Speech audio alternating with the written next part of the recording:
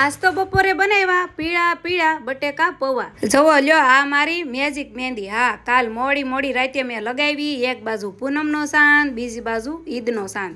તો તમને કેવી લાગી મારી મહેંદી? ગમી કે કહેતા જાયજો। પછી મારે કપડાં ચેન્જ કરવાના હતા, થોડો એવો મેકઅપ કરવાનો હતો। મારે ક્યાં જવાનું? બેંકમાં રૂપિયા ઉપાડવા। અને એક વાત કહું, અમુક લોકો મને બહુ કમેન્ટ કરતા હોય કે તમે તો નકરી બધાની કોપી જ મારો છો। તો ભાઈ, બધાય ક્રિએટરો કોકની ને કોકની કોપી મારતા જ હોય, પણ હાસું કહું ને તો નકરું કોપીમાં કાંઈ થાય નહીં। આમાં તો ખુદની મહેનત જોવે અને થોડો ઘણો ખર્ચો પણ।